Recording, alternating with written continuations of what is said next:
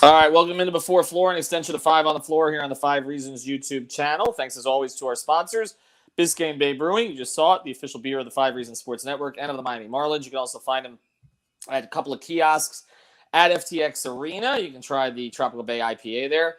Actually, our guy Nick from Biscayne Bay is actually in Italy right now. They actually just added Biscayne Bay Brewing to Italy. So if you're ever going to Italy, check it out there as well. But this is a great local beer, actually, and that's where it starts, right down here in Miami. They got a new brew house that is going up in Miami. It's actually up already. We're still planning to do some events there. So check them out, BiscayneBayBrewing.com. Or, again, at the arena, your local Quarter Deck, another of our sponsors, your local Winn-Dixie, Whole Foods, Publix, they're all there. Also, our friend Mark Brown, MARCBrownPA.com, the man with a plan. If you need an estate plan, he's the guy to go to. Go check him out. He's just north of Cypress Creek off of Andrews in North Lauderdale. 954-566-5678, 954-566-5678.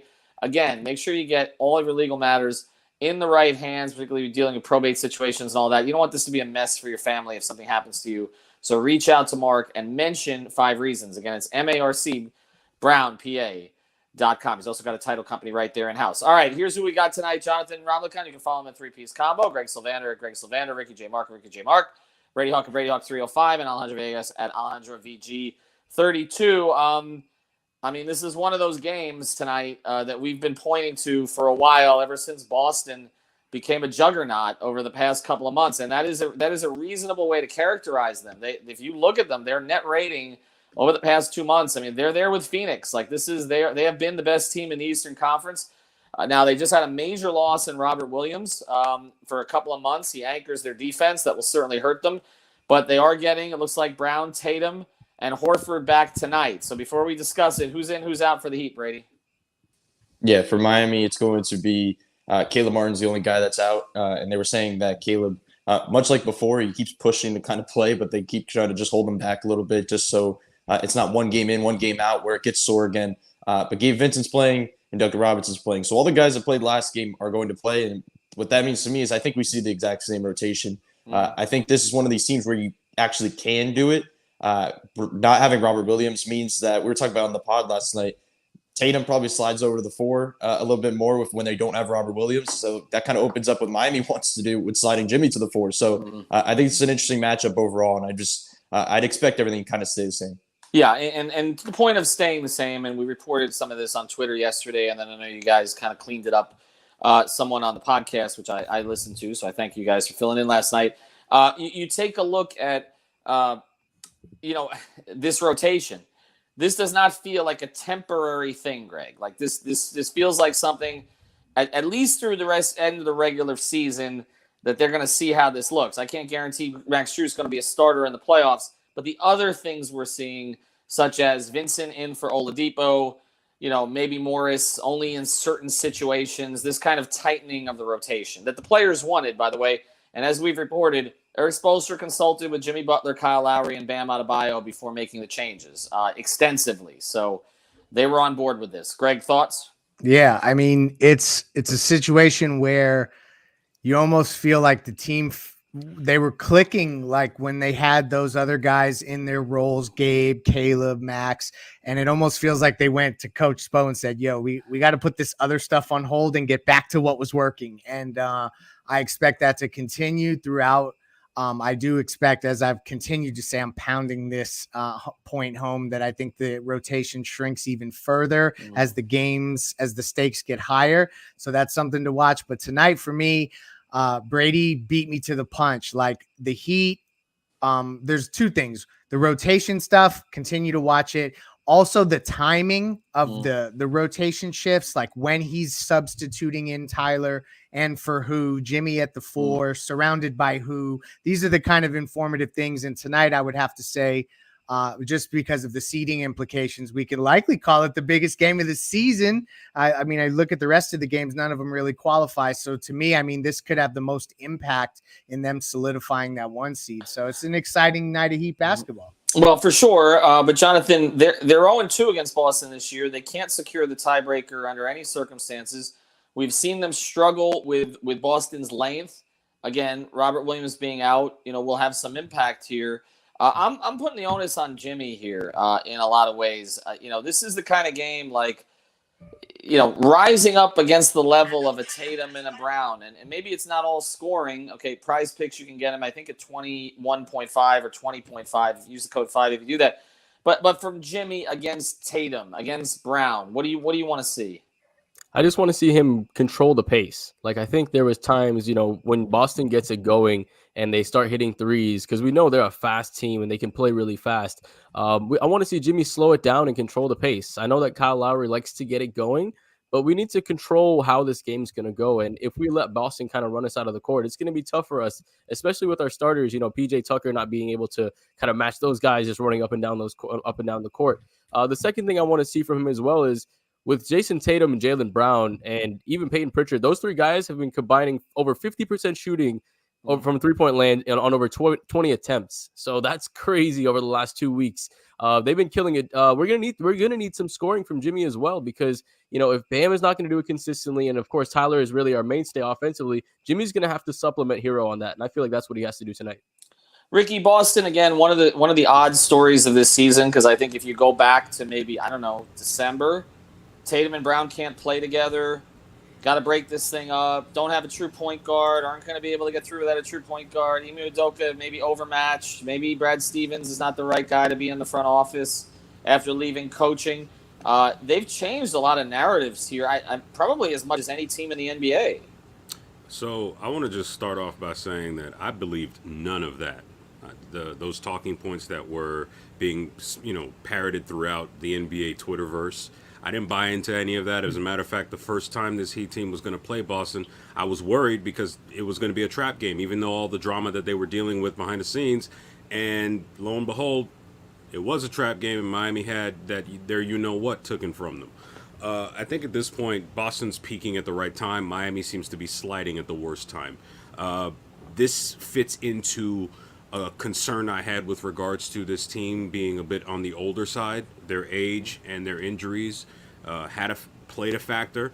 At first, it was the injuries, and now the age is playing a major role into this. This is quite possibly, like Greg mentioned a little earlier, their biggest game of the season. I can't really think of a signature win or a signature game thus far this season for this Heat team. I know we can easily point back to the Bucks and all that, but that was earlier in the year. Guys were hurt. I know I was saying it was early then. Miami needs a signature win heading into the playoffs. They need something to show not just themselves, but the rest of the league. Hey, yeah, we got a little love nationally, and we fumbled the bag. Now it's time for us to show y'all they're surging, but we've been doing this all season. We've been staying the course all season. We need to win this. Miami needs to win this game, because here's the thing. We've been talking about how the Celtics have been frauds in the playoffs and how they've had all this talent dating back to Isaiah Thomas, not Avery Bradley, but Isaiah Thomas, and then Kyrie Irving, and then those two guys that they have now. Boston looks pretty good even with the Williams injury. And I'll say this last thing. I hope nobody out there in Heat Nation thinks this Williams injury means, this is a little easier. Because if that is the case, we will have learned nothing from the last week and a half of games where Miami has played short teams and lost. And this started, in my opinion, with that worrisome win against Detroit, where they struggled to finish off a lottery-bound team. I hope they win tonight. The narrative is out there, but you got to grab the bull by the horn, so to speak. Go out and get this win. Brady, Kyle Lowry a couple of years ago had a big series against Boston with Toronto. And now, he was taking advantage of Kemba Walker at the time. They look a lot different defensively now. Would you expect him to see a lot of Marcus Smart tonight? And if he does, how does he handle that? How did the Heat handle that? Yeah, I don't think the question is of who he's guarding, and it's Marcus Smart. The question is about the scheme that he's going against. Like, we've seen him have success at his biggest times against drop because, I know you talked about not being able to get to the rim or get by people, but the drop is there because he has that pull-up three, and it's been falling from game to game, and that kind of, is his scoring outlet. The question is, there's not going to be much of that tonight. Like, maybe when Tice is in there, they go drop against a backup big. But other than that, he's going to have switches coming at him, and they're going to be lengthier defenders. Like, this isn't one of these teams that you can pick on. And I think that goes back to the Jimmy thing, with the biggest thing for Jimmy tonight is that he's going to have lengthy defenders thrown at him. They're going to be switching onto him. So it is kind of all on him. We've seen games when he can't get going, and it's usually against switching, he can find different outlets because he can pick up the smallest guy in the court. I think back to that Charlotte game where he had Terry Rozier on his back basically every single possession down. Like, there's not a Terry Rozier on the court. There's basically maybe a Peyton Pritchard from time to time, but like, other than that, there's going to be guys that he can't really pick on. So I think it's more about Jimmy, but I think Kyle being able to maybe get some quick little blow-bys, making sure like the corner defender comes down, he can kick out. They got to find ways and outlets to put some pressure on the rim against this Boston team. Jonathan, I looked at Bam's numbers on PrizePicks tonight, and again, you can use the code 5 FIVE. He has eaten up Daniel Tice in the past when they've played against each other. We all know that narrative. Horford is a guy you would think at his age you'd be able to take advantage of, even though Horford's always been a sound defender. And Grant Williams is not Robert Williams. Okay, so, and he's starting tonight. So you would think Bam would have a game. I looked at some of his numbers. I went over on 4.5 free throws. I think that's a big number tonight. I got to get pushed to 6, 7 free throws, get something like that. What do you see from Bam tonight? Yeah, you would think so. Am I confident that he's going to do it? No, I'm not really 100% confident. But the first substitution made in the last game, I think, was Jimmy for Tyler Hero. And that had a huge impact on how Bam started picking it up, because that Tyler Hero, Bam Adebayo pick and roll puts Bam in really good positions every single time just because of the effectiveness of Hero. So if Tyler Hero comes off the bench soon and Jimmy goes to the bench and we start seeing that two-man game, I think Bam will start getting it going early. And I think once he starts getting it going, it'll be easy for him to continue that. The second thing that might help him with it is if Coach Poe just shortens the rotation, right? If he says, hey, I'm going to leave Bam out there for 38, 40 minutes, most of the time, he's going to be forced to kind of take some of those shots. And I think he's going to be forced to do it. So am I confident he's going to do it? No, but I think the opportunities are there for him. Greg, let me ask this question. Big picture. A win tonight, and you've separated yourself. You still don't have the tiebreaker over Boston. So you've separated yourself more so from Philadelphia for sure after the loss last night, and a little bit more from Milwaukee. But a loss tonight, let's say they lose tonight, okay? You don't have the tiebreaker over Boston, right? And you still have Philly and Milwaukee right there. At what point does the seed, you're going to get a top 4 seed. We know that, right? Like, you're going to get it. At what point does the seed not matter anymore? In other words, when the Heat will just say, okay, we're calling off the dogs here. We're not going to catch Boston. We're not going to get the number 1. And that, 2-3 games from now, like, or not at all. Trip. No. I think that, to your point, they're going to see how they come out of this Boston, Chicago, Toronto. That's it, right? Those 3 is where they're going.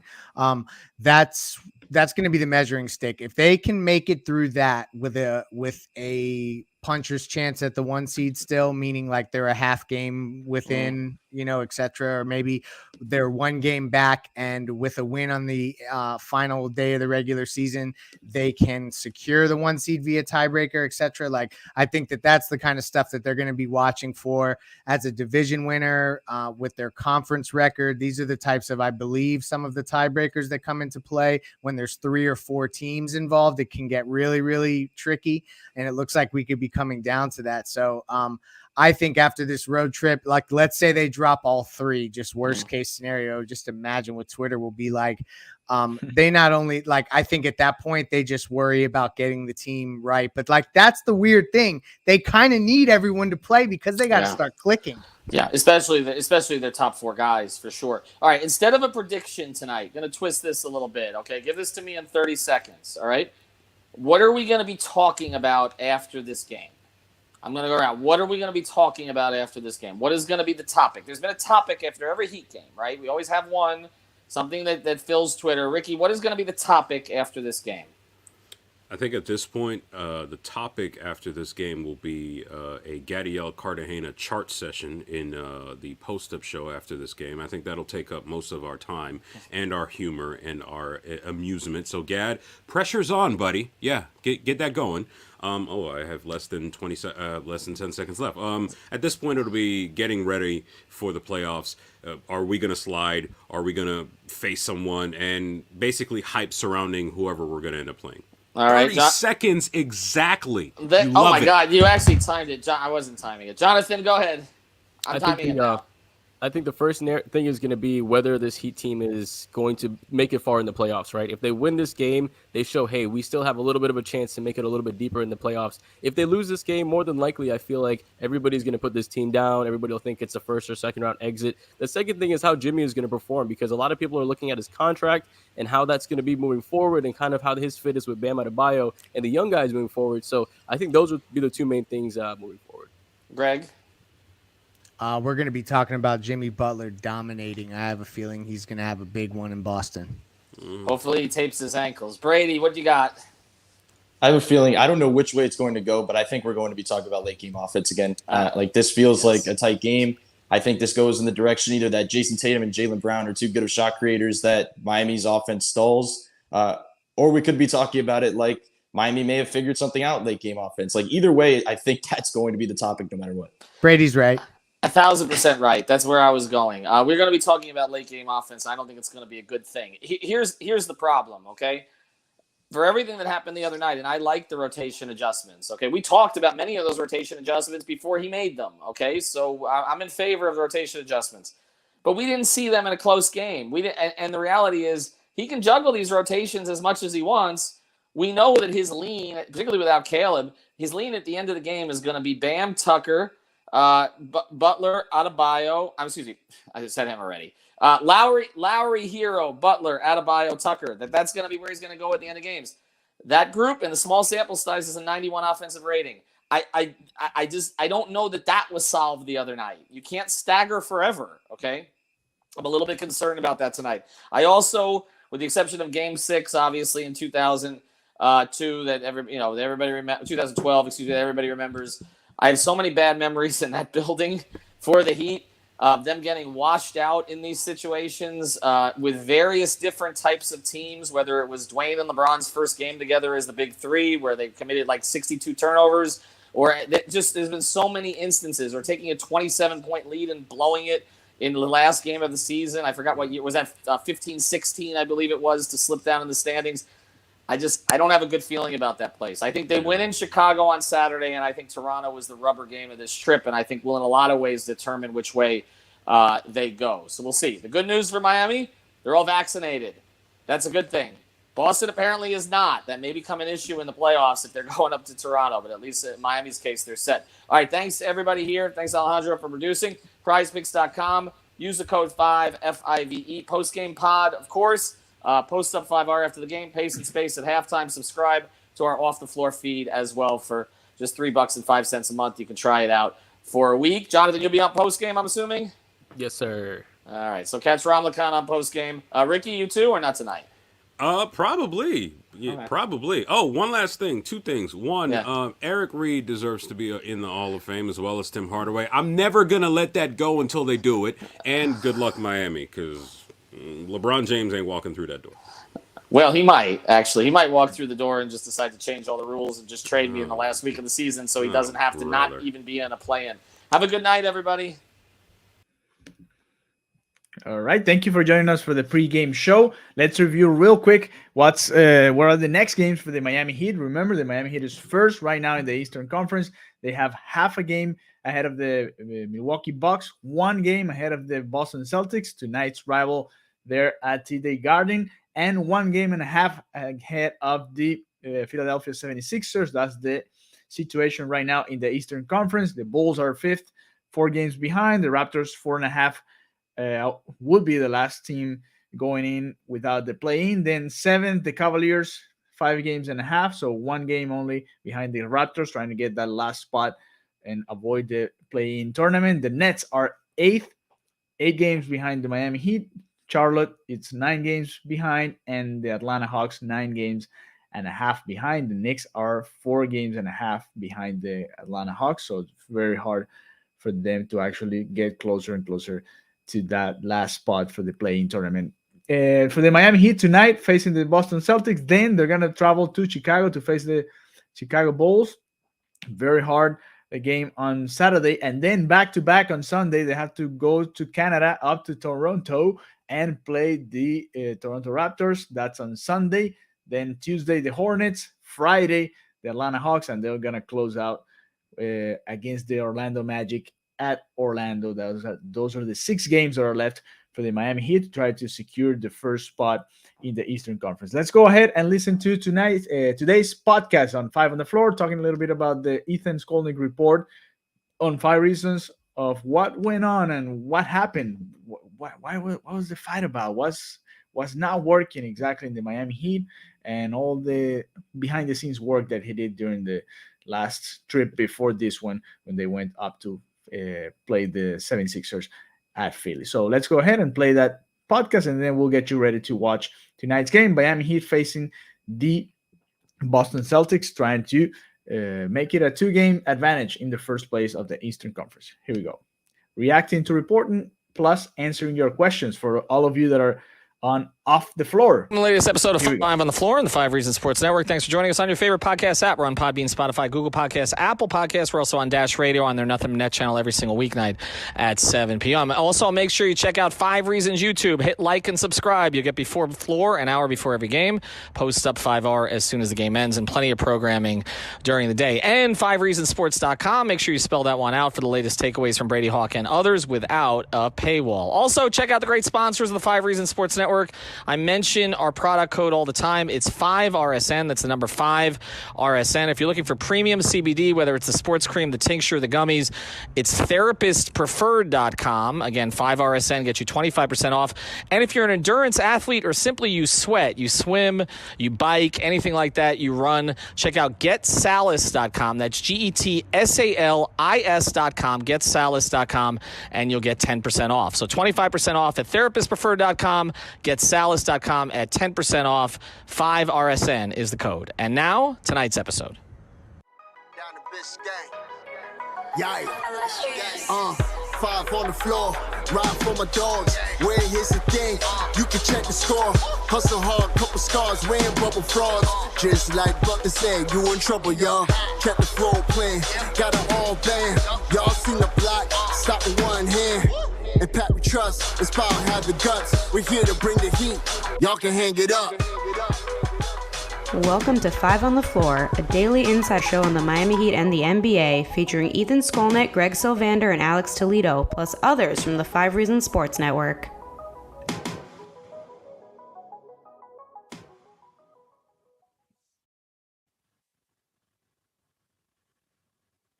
Welcome back to 5 on the Floor. I'm your host, Greg Sylvander. Tonight's floor plan with me, Alex Toledo, who you can follow at Tropical Blanket on Twitter, and Brady Hawk, who you can follow at Brady Hawk 305 on Twitter. We are going to do a number of things. First, the normal primary host of this show, 5 on the Floor, tweeted, Ethan Skolnick, tweeted a series of things that were related to reporting after speaking to multiple people around the organization, inside and out. We want to deliver that to you guys just in the event that you weren't on Twitter today, so that you get the opportunity to hear it. We will react to that as well. Then we're going to do something cool where we really lean into our off the floor subscribers. Shout out to y'all, by the way. Constant interaction with y'all is super cool. We see every single reply, and we asked for topic suggestions tonight, and we're actually going to flip the script, and instead of doing topic suggestions, we're going to read all the questions you guys ask, stuff like that, get to as many as we possibly can without it becoming redundant, and interact with you guys. Again, just for anybody who hasn't heard about it yet, Off the Floor is a premium subscription feed where you essentially sign up for text messages from Brady, Alex, Ethan, and I, whether it be inside information that we get as we get into close to draft and free agency. Right now, it's a lot of game analysis and things we're hearing lineup wise, and just, also just straight up basketball talk at times. subscribe. You know what I mean? You get to interact with us as well. We're growing it rapidly, so it'll be evolving and changing. $3.05 a month, 14-day trial. So check that out. 305 is what we're charging because obviously we're following that team from the 305. But check out Off the Floor. It's a super dope thing done through Winnow, that app. So let's get into first the reporting, and I'm just going to read through it, and then we'll react. Alex, I guess I'm going to start with you, just so you can start to gather your thoughts. So this is from Ethan Skolnick at 1:11 p.m. today. Some reporting after speaking with multiple people inside and outside the Miami Heat organization about events of the last week previously shared on our Off the Floor thread plug. Erik Spoelstra had extensive conversations with key Heat veterans prior to making the lineup change. The change was, as Spoelstra said last week, designed to free up the key players with more space, but he also used it as an opportunity to improve overall communication. Spoelstra and Butler have also spoken frequently since the sideline incident about a number of issues on and off the floor. The conversations are characterized by multiple sources as productive and healthy after the two have struggled with direct communication this season. The sideline incident, while not something the organization wanted, was a rare time this season that the communication was that clear and open. The organization still strongly supports Butler, even while acknowledging he, like many stars in Heat history, have difficult moments. There have been other issues behind the scenes this season that did not involve Butler, but the team believes it has a handle on those also. Finally, after speaking to multiple people, I don't believe Victor Oladipo will be counted on it much in the playoffs as we and the organization previously thought. He's a well-liked and appreciated for his work, but I'd expect to see more Gabe Vincent. There we go, y'all. So I thought that there were lots of good points of clarification there. I think that it's important to acknowledge that Jimmy and Spoelstra did have some stuff that needed to be ironed out. I think we all kind of were like tap dancing around that a little bit. It's nice to not have to do so as much anymore, as Ethan kind of put it in plain sight. Alex, what were your key takeaways from those reports today? I know that we've been kind of sitting on some stuff, and Off the Floor, you guys have had it even earlier, but like ultimately, like what are your thoughts on those reports? And particularly, I'm interested to hear what you think about the Spoelstra Jimmy aspects of it. That's exactly what I was going to comment on too, is because that was the one that was most eye-opening to me. The fact, or, you know, the kind of what was implied there was that there's kind of been multiple incidents of passive aggressiveness or passive aggression. I don't know what's the right word that between Spo and Jimmy. And I know Ethan has kind of alluded in past years. He's been saying this for years, but I think Spo at one point, and this is kind of, he would say this about the Big Three era towards the end with a lot of those veterans, that he had trouble with communication. And I think a lot of these veterans didn't like the way that Spo was kind of throwing them around different lineups and always playing with their minutes. Like he took Shane Battier completely out of the rotation during that long playoff run in 2014 before they got smacked by the Spurs in the finals. So obviously that was a long time ago at this point, damn near a decade. I don't know if that is a similar type of thing as to what's going on here with Jimmy, whereas like maybe sometimes Spo needs to be a little bit more direct with some of these guys, but it's obviously a different type of dynamic because Jimmy is a star player. He's a franchise player, as opposed to some of what was going on with the Rashard Lewis's, the Ray Allens, and the Mike Millers of the world, guys at the end of their career. I just thought it was weird and eye-opening to hear that because and I know that would hint, you and Ethan have been hinting at some of that stuff privately, but I just think it's crazy because all the talk has been since he's been here is how they're so open to confrontation and talking and communication, and they're not afraid of going at each other. So to hear that this like whole thing about passive aggression is like, that doesn't really ride with all the stuff that they've been talking about for 3 seasons. I get it. You get to the 3rd season, there's going to be, you know, it's a very long season, right? They've gone through a lot in these 3 seasons, a lot of weird circumstances. And this year they've been really successful, but that's why it's kind of been weird to me that there's been more than one, you know, so many incidences like Ethan kind of pointed at between Jimmy and Spo. I'm glad that they, you know, apparently worked it out and talked things through, but that didn't stand. It didn't match up with everything we've been hearing for the past few seasons with Jimmy and Spo. Yeah, no, I think you hit the nail on the head.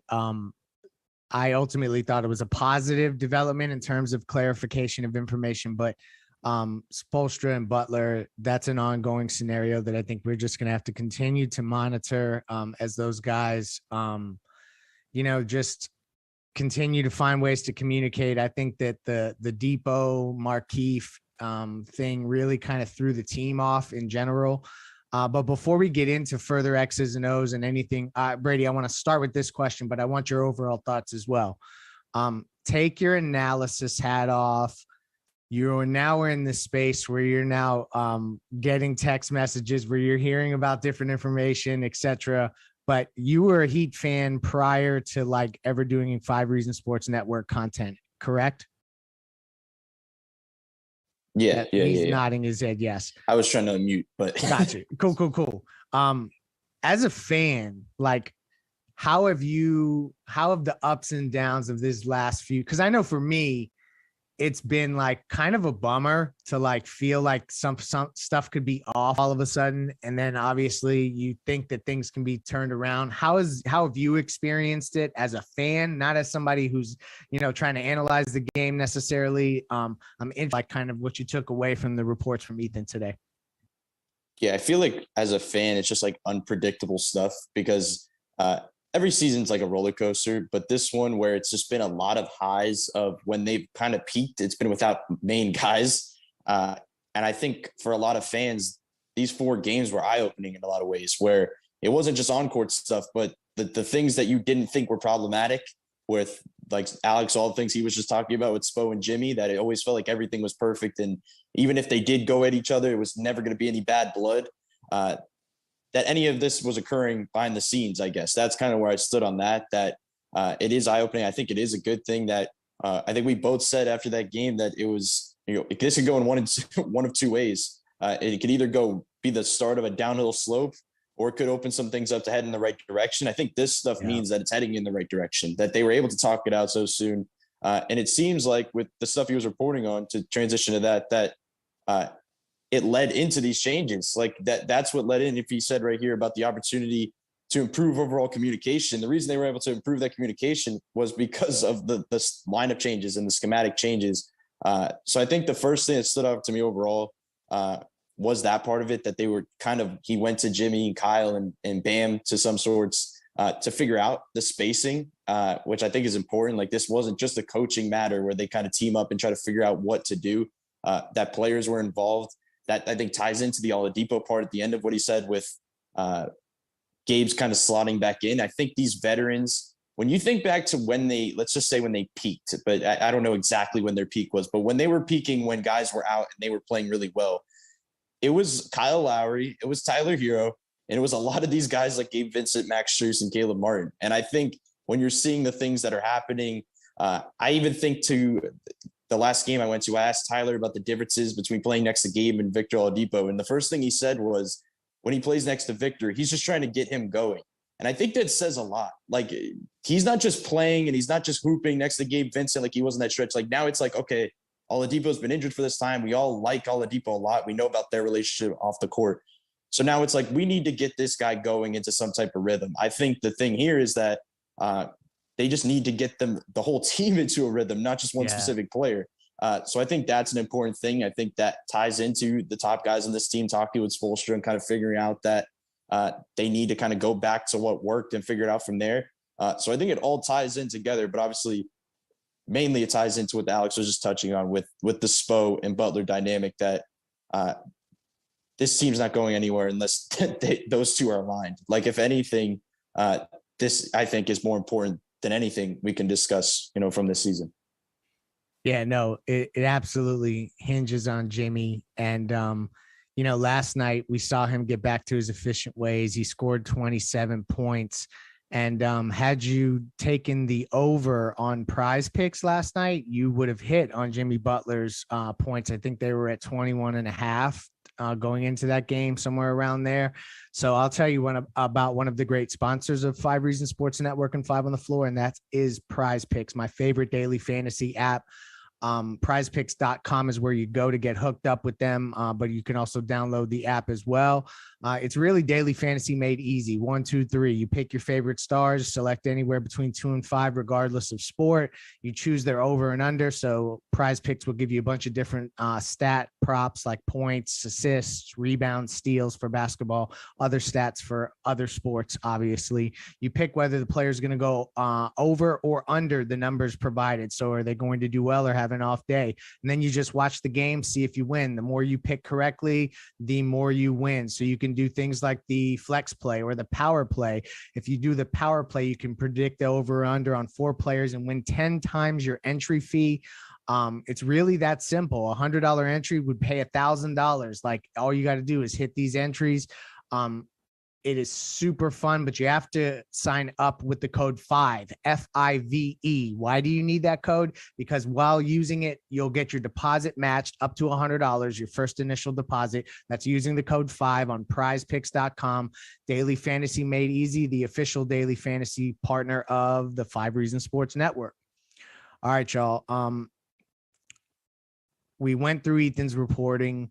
If you guys have further comments on that as we get through this episode, you know that we're going to go a little looser. So if you need to slide something in, feel free. But I am going to shift gears now to some of the stuff that we received from our Off the Floor subscribers. We're going to just kind of rapid fire run through these and kind of give you our thoughts, and some will go longer than others. We'll see how that goes. And there's also some information that can be shared as we go through here that maybe would further clarify some of what Ethan reported, because I think there'll just be opportunities for myself to clarify things as well. So here we go. The first question came: goals, aspirations for the final stretch. Brady, I'll start with you here. We don't need a dissertation necessarily, but just like, what are you looking for? If I had to say one thing, you got one thing that you want to set as a primary aspiration for this final stretch, what is it? I think it's the offense, how it looked yesterday, see it down the stretch of the season. Like, as much as we could sit here and talk about how great it looked in the lineups, it was the Sacramento Kings, and it wasn't even a healthy Sacramento Kings. Like, they were without Sabonis and Fox and all these other guys that I just think, I'm sure we'll talk about this upcoming stretch. They play Boston, Chicago, and Toronto, which is, a little bit tougher. I'm interested. The first game they play Boston right here, that can they, obviously without Rob Williams, but can they do the same type of spacing, figure things out offensively against one of the best defenses in the league? So that's kind of what I'm looking at. I think they can. The issue is that, which ties into this part, is in the kind of the offensive lineups. The reason they were working is they put Jimmy to the 4 and you kind of put more shooting out there. But the thing about this team is when you put more shooting out there, you're putting weaker defenders out there. So if you're spacing out in both corners with 2 shooters, a team like Boston with a guy like Jason Tatum and Jaylen Brown can pick on your weaker defenders. That if you have multiple out there, it may be tough. So I'm interested in that element of it, that I think it's more about a total continuation of that Sacramento game, kind of on mostly offensively. I'm totally with you there. Alex, I'll give you the chance to also chime in on any goals, aspirations, but we're going to attach that to a question that Brady alluded to, because the first game on this trip is actually one of the most important ones. If you get this one, you are in really great shape. I feel like I feel like it's a big one. And that's the Boston Celtics game that's approaching. So this was also from one of our Off the Floor subscribers. What can the Heat do differently tomorrow to solve the riddle that is the Celtics? So you can sneak in your aspiration for these last few games here, but primarily I'd like to pick your brain about what they're going to do differently tomorrow against this switch heavy Boston Celtics team that no longer has Robert Williams. Yeah, for sure. And I wanted to kind of do that anyways. I wanted to loop the Celtics into the aspirations here, because it would be really nice, for the Heat to aspire to beat the Celtics tomorrow night. Like, I'm sure they are. Like, I just think it's besides the standings, it's a huge matchup for them. Like, they're not going to get the tiebreaker or anything like that by beating the Celtics. The Celtics own that. But I think getting a little bit of confidence and by beating the Celtics would be nice for this team, because like what Brady was talking about there, last night was not, it wasn't, they didn't even have the same amount of talent as like the teams that they were losing to last week. That's how low of a bar we were talking. Like, there was no Maxey or even Emmanuel Quickly who could light you up in a couple of minutes. Like, Davion Mitchell is not really that guy. I guess, my guy Harrison Barnes, but no, really, like, I think the Celtics without Rob Williams, they're going to feel that a lot. They're built to kind of, I think, put a Band-Aid on it with the guys they already have in their roster with Grant Williams and Tice, who don't do the same things as Rob, but are generally plus defenders. Grant Williams is a much better shooter than he was against the Heat 2 seasons ago. Tice is food for Bam, but just in general, those guys are solid players, so they'll be okay. Like, their defense won't fall off a cliff or anything, but it just makes them a lot less frightening as a playoff opponent, where you had Rob Williams not you had Horford as the kind of the traditional rim protector, even though they switch everything and switch more than anybody. Rob Williams is more of a help and weak side type of guy, like Bam and Giannis, kind of like what they do. So I just think taking that out of what they do and knowing that you need that type of size to go up against some of the matchups that they'll probably need to go through to get to the finals, like, the Heat will be able to take advantage. Like, it's one less guy there that's just overwhelmingly. Rob Williams is the Celtics' most athletic player. Like, it just takes away so much for them. Like, although they might be fine, I just think, like, their playoff aspirations are probably, they come down a notch, and they have to. He's played so good. Yeah. And even though he's not my decoy pick, it's going to make a difference. I think the Heat need to win tomorrow for their own good. And I want to see what Brady was talking about, like, having an extra shooter in the lineup, whether it's Gabe or Max, and having more spaced out lineups like they did last night, and how that looks versus a team that switches everything like the Celtics, because it's going to get the Heat into matchup hunting at some point, and just trying to find ones that they can go at. And I think that's probably going to be easier for your best players to be the scorers that you want them to be if you have the proper space around them. So I'm feeling pretty good about it, but I'm still a little bit nervous about tomorrow. I want to sneak in that, let's just hypothetically say, now that Robert Williams is not in there, their lineup, I guess, that they're going to go to a lot would probably go small with Derek White, Smart, Brown, Tatum, and Horford. That speaks into what we were just talking about, that you can probably run a lot of Jimmy at the 4 against them. Like, if you're going small in that way, and their small is still lengthier than a lot of teams because their guards are bigger, but it's just that I think that finding ways to put Jimmy at the 4 is going to be important. Like, I think there's a lot of series, maybe against Milwaukee, when you can't do it as much just because, you have to kind of put him on Middleton at the 3, and they're going to play Giannis with Portis or Giannis with Lopez. That Boston's just one of those teams that I'm interested to see how they match up fully healthy, because I think there are different avenues they could explore just lineup-wise. Yeah, no, I think that that's a really good point about bringing up Jimmy at the 4, because I actually think that it's going to be one of the bigger elements of the playoff run that maybe we didn't talk about all season, that's going to end up being a super like a primary factor in what takes place on the court. And I didn't necessarily see it coming, but I see them sizing down. So this will help with one of the questions I'm sneaking in here. This was from, okay, here we go. Can the Heat win with playing the small ball lineup? So is it, and it says, can the Heat win with Bam at the 5? Bam's been playing at the 5 all season, and playing small ball lineup. So that's one of the questions, but I'm going to sandwich that in together also with a question about, bear with me here as I get to it. What are the likely changes Spo will make in the playoffs? Tyler starting drop coverage instead of switching. I think, Brady, you kind of started to lean into some of these things. So Alex, I'll go to you here. What are you thinking about the Jimmy at the 4 stuff? And also, do you think that that's likely a playoff mechanism that's now going to be a big, I mean, I guess I just said it. I think that it will be, but what else do you think as we look ahead to the playoffs we can expect to see from the team adjustments wise?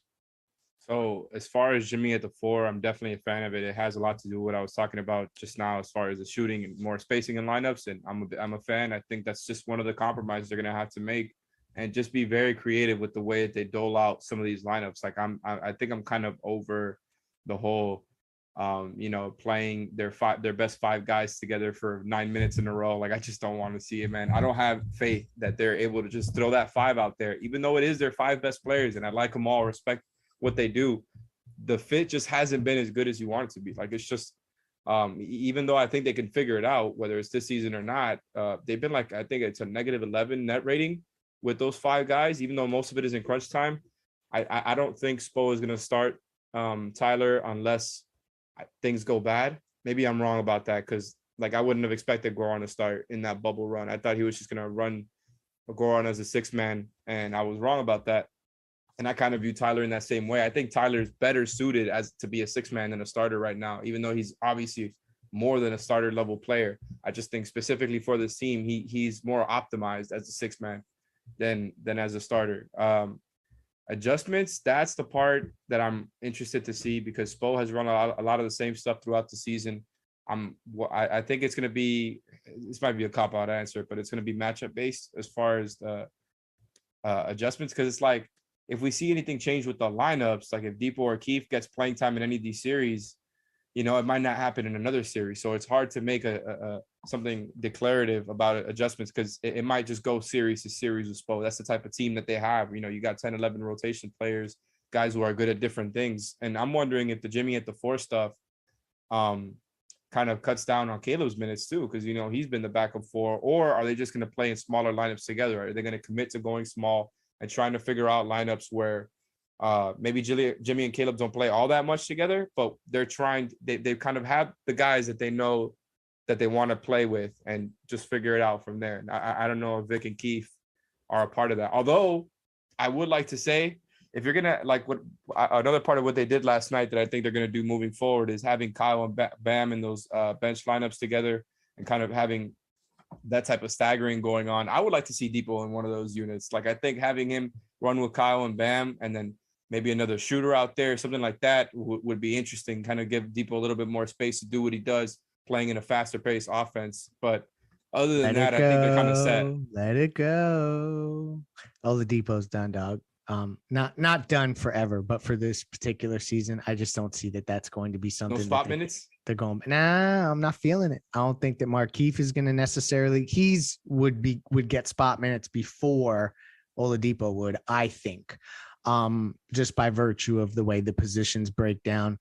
And we're going to talk a little bit more about some of that kind of stuff, the lineup changes, some of the behind the scenes stuff that I've heard related to that, because they lean into the questions that our off the floor subscribers have provided us. So thank you guys for inspiring this episode. So more questions. We're going to interact with you guys a little bit more in a moment, but want to tell you about another great sponsor of the 5 Reasons Sports Network, and that's Water Cleanup of Florida. Are you a South Florida property owner with an insurance claim, dealing with a water, mold, fire damage issue, looking for a reputable, fully licensed, insured, and certified contractor? Water Cleanup of Florida is here for you 24 hours a day. When a disaster strikes in your home or business, you need specialized, fast, and reliable services. Water Cleanup of Florida understands the impact and stress an unexpected disaster may cause. With over 60 years of combined experience, Michael, Robert, and their team is prepared to handle any size disaster. The guys are third-generation contractors in South Florida, so continuing to maintain their sterling reputation is extremely important to them. Their objective is to make the cleanup and insurance claim process painless and hassle-free, and they really mean that. They reached out to me directly to really to make sure that I drove home the point that they really try to make the process as painless as it can be. Water Cleanup of Florida is also a licensed building contractor, so they provide A to Z service, one-stop shopping for busy homeowners and business owners that require that type of quick movement, one-stop shop, do it all. There's no need to bring in other contractors. They will handle it all for you. Call Michael anytime on his personal cell, 954-579-0356. Again, that's Water Cleanup of Florida, 954-579-0356. You can check them out at watercleanupflorida.com. If you got the schmutz, they got the guts. All right, guys, let's dive into a few more of these questions. We're going to take some meatier ones. So I'm going to throw a softball first to Brady. What's the best matchup for the Heat out of the first round opponents? Right now, at this exact moment, I don't think it's crazy to say Cleveland. Like, what just happened to them over this recent time with, let's say, Sexton and Ricky Rubio early in the season. Dean Wade went out for the season. Mobley twisted his ankle the other night. Markkanen went out. The whole team is injured right now. That if you catch them in an 8 seed right now, I think that probably is best case scenario. But if we're going overall, I think Charlotte's right there. Like, I just really, I know, Greg, you hinted at this before, and I know you want to cover them in those playoff games, but I think that's just an easier matchup just because of the youth that they have. I think back to those games where they kind of just are able to handle them. They had one of their worst games of the season and still ended up winning right before All-Star break. I would probably go 1 Cleveland, barely 2 Charlotte actually right now, just if these injuries were the same. But I think ultimately, with the way things are setting up, Toronto looks like they might, fully lock up the 6 pretty soon. And I think that pretty much means we lost Brady for a second, but he returns quick. Basically, I was just saying Toronto gets the 6. Brooklyn should be able to get the 7 if they win the play-in, because if they're playing Cleveland, first of all, they have Kyrie playing. They're winning the play-in. Like, this isn't one of those things where, it could be a battle down to the wire against Toronto. Like, if they're playing Cleveland, they're getting the 7. That's why I think the worries about Miami's 4-game stretch isn't about anything other than, the sideline altercation or anything. It was just about getting the 1 seed. Like, it was just about, I know some people say that it might not be that big of a deal just because of, you don't know where Brooklyn's going to land. But at this point in time, I think we can all pretty safely say we know where Brooklyn's going to land. Yeah, no, and it's interesting because Charlotte beat them the other night, didn't they? If I remember correctly, but tonight it looks Kyrie's like first home game. Right. So that's just an interesting whole scenario that's playing out there at the bottom of the East. Do want to update everyone. Chicago got a victory over Washington as we're doing this show, and Milwaukee beat the 76ers 118-116. When I turned that off to come up and record this show, the 76ers were winning that game. Unless I am like crazy. I think that they were up by quite a bit. So that's a huge development there. Let's get back to some of these questions. And we're almost going to wrap this here, but I did want to give a couple of these to Alex. So 1, who's your favorite 1 to 8 or 8 first round opponent? But here's the other one I want to ask you, because this was a question that was asked. From 1 to 8, what would be the perfect bracket from the East that Miami would need to get to the NBA Finals? And who would be the best matchup from the West that Miami could beat to win a championship? So wrap in your first round opponent with that question as well.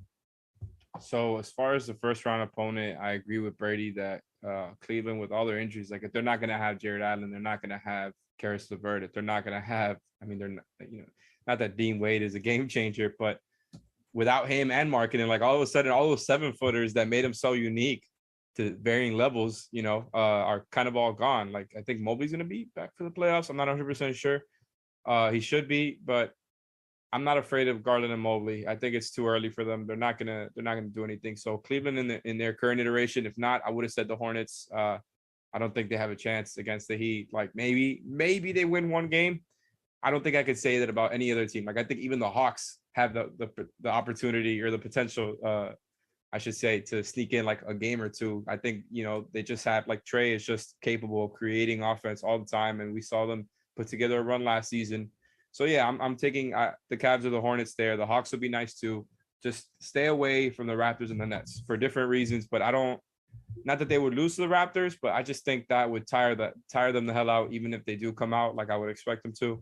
So I think one of those 3 will be nice. Any one of them, really, like, even if it is Atlanta. As far as the rest, the perfect bracket for the Heat, if they are the 1 seed, I'm putting that means they go up against 4 or 5 in the second round, which means I would put the Celtics and the Sixers there.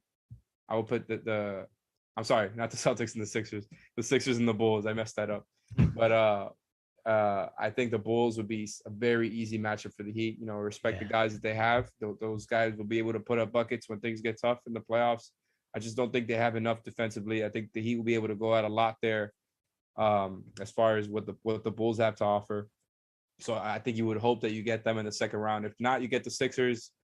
It's tough, man. Like, Harden and Embiid are really good players. I've said it before. I think the Heat have enough to throw out there against both of those guys. And especially when you talk about the different coverages that you could throw at them, the fact that there's an endless amount of guys. Not specifically for Embiid, but just in general, the type of defensive talent that the Heat have.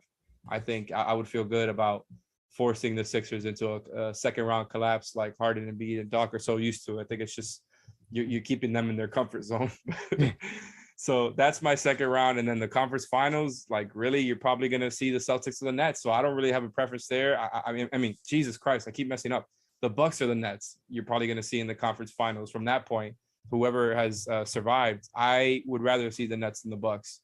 But that's the one for me. And when it comes to the West, I'm sorry, this is a loaded question, man. It is. You can just fire off one team from the West. You don't have to break them down because we got a lot of we got to get through a lot of other teams. Which is the easier matchup for the Heat, right? That was the question. Yeah. What would be the best path for them to win the championship out of those teams that are there? The Lakers win the play-in and make a run. Right, That's best case scenario. That would work. I actually, if you're telling me it's Golden State fully healthy, Memphis fully healthy, or Phoenix fully healthy, they have the best chance of beating Memphis, I think.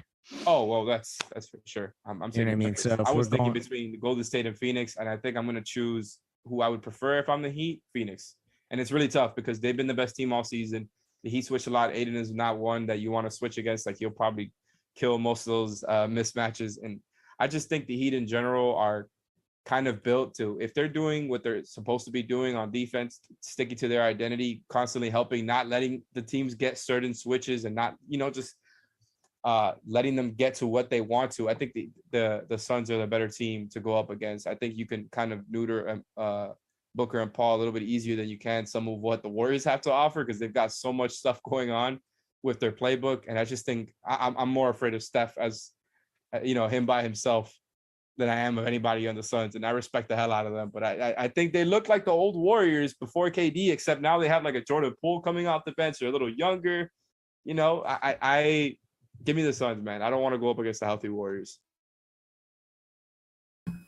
All right, that was part of the episode. You guys can check it out here on the 5 Reasons YouTube channel. We have the full episode in case you want to continue listening to it while you watch the Miami Heat facing the Boston Celtics. So they have the same lineup they used a couple of nights ago.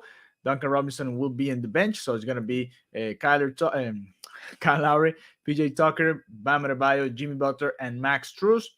PJ Tucker, Bam Adebayo, Kyle Lowry, Jimmy Butler, and Max Strus as its starting five for the Miami Heat tonight. The Miami Heat facing the Boston Celtics here in a couple of minutes. If you want to watch it, it's going live tonight on ESPN. See you guys at halftime during Pace and Spaces, and then right after that, you can join us for the post-up show here, the post-game analysis and opinions about the Miami Heat here on the 5 Reasons YouTube channel, hosted by our friend Royal Shepherd. Have a good night, and we will see you later tonight here on the 5 Reasons YouTube channel. Bye-bye. Enjoy the game.